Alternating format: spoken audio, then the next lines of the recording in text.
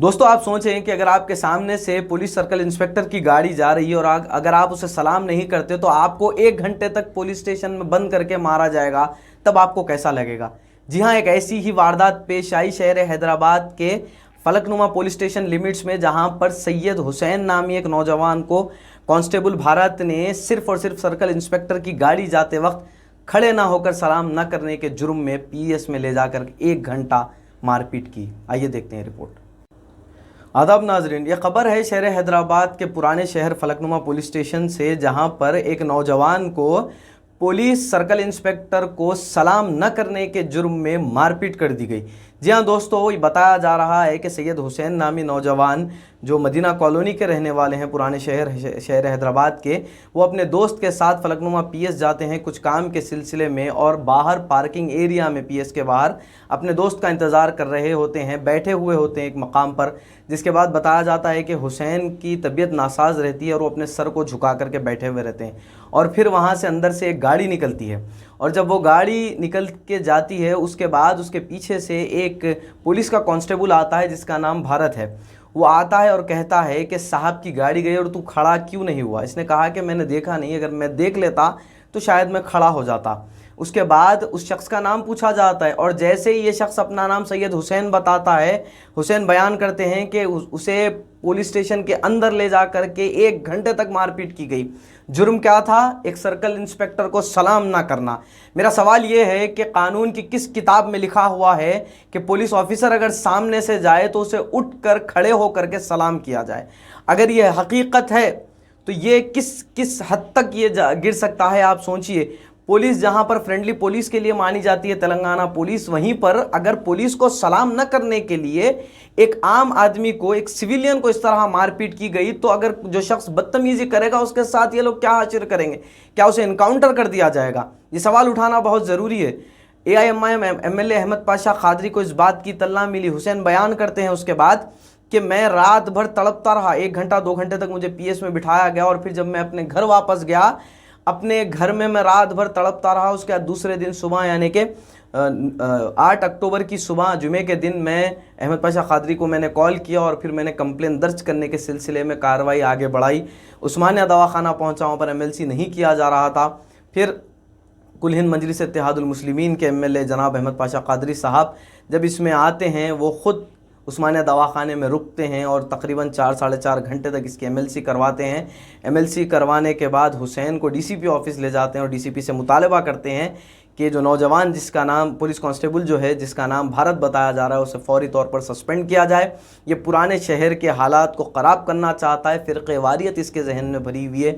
बहुत सारे मुतालबात करने के बाद वो मीडिया के सामने आकर बयान देते हैं। हुसैन मज़ीद बताते हैं कि हुसैन को धमकाया गया कि मैं तुझ पर रौडी शीट खोल दूंगा, जबकि हुसैन पर एक भी FIR आज तक नहीं हुई।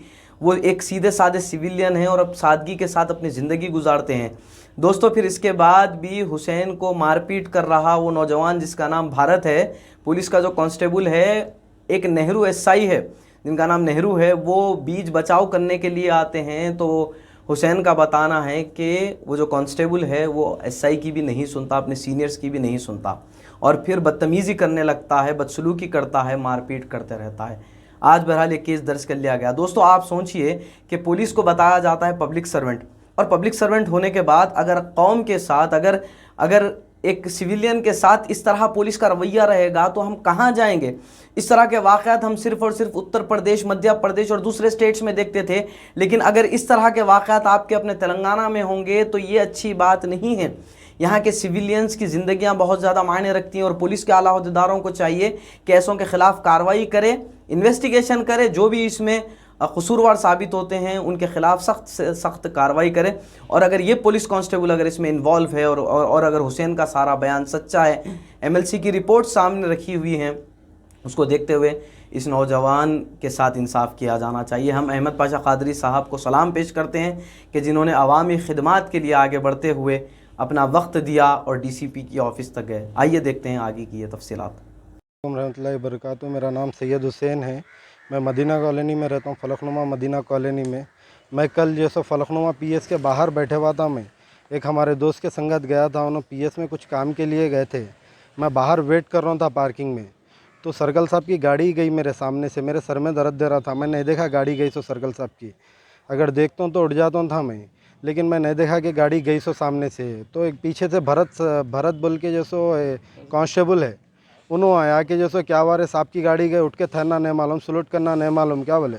तो मैं बोला सॉरी सर नहीं देखा मैं, बोला मैं। बोलने के बाद में जैसो मेरे को गाली गुफ्तार करे मेरे संगात करके, बोले चल अंदर बताता हूँ तेरे को, बोले। मैं बोला करा क्या सर, मेरी गलती क्या है बोल के पूछा मैं। बोले तो हाँ मेरे सामने उल्टे दबा दे रहा, तेरा नाम क्या है रे पूछे। नाम मेरा ये है बोलते कि जैसे मेरा नाम सैयद हुसैन है, बोलते कि मेरे को अंदर लेके गए, लेके जाके करीब 1 घंटे के करीब मेरे को मारे, पट्टों से हाथों पे तलवों पे मारे मेरे को। मारे बाद में जैसो जो नेहरू एसआई साहब है उधर के, उन्होंने बचाने आए बीच में, नेहरू बोल के एसआई साहब है जो, उन्होंने बचाने आए मेरे को। तो जैसो उनकी भी नहीं सुन रहा था वो कांस्टेबल जो भरत है ना, उन्होंने भी उनकी भी नहीं सुन रहा था। आखिरी में मेरे को 1 घंटा मार के 1 घंटे के बाद में छोड़े, 2 घंटे के बाद में। उस वहाँ से पीएस से निकल के मैं जैसो घर को गया, पहले हालत मेरी बहुत ज़्यादा ख़राब हो गई थी। पीएस से कौन छुड़ाया? मेरे को जैसो फैयाज भाई बोल के दोस्त साहब है हमारे, उन्होंने जैसो बात करके लेके गए, उन्होंने केस बुक करके रॉडी शीट खोल देते बोले, मेरी रॉडी शीट जैसो मेरी ओपन कर देते, झूठे केसों में फंसा देते बोले, हालांकि मेरे ऊपर एक भी केस नहीं है।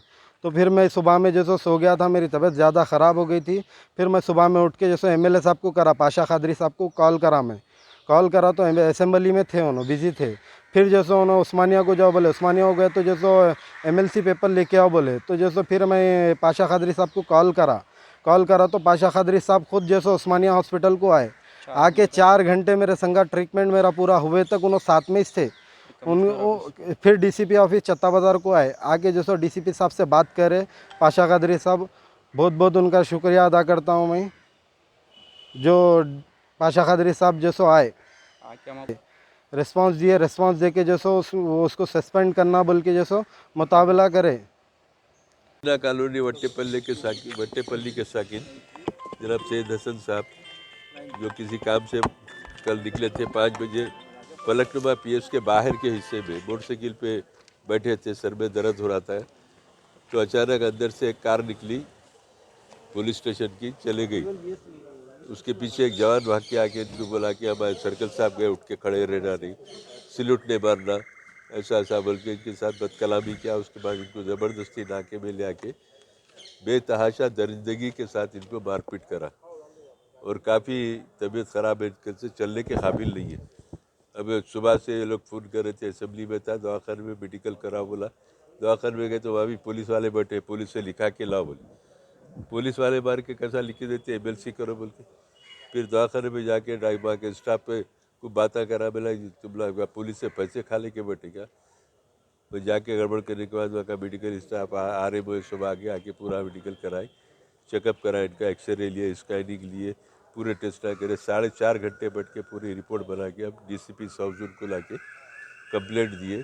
भरत नाम का कोई जवान है इनको जो मारा, और इनचार्ज से ज़्यादा बेदर्दी के साथ मारा। चोरों को, डाकुओं को, रोडी शीटर को नहीं मारते, इतनी बेदर्दी से इनको मारा है।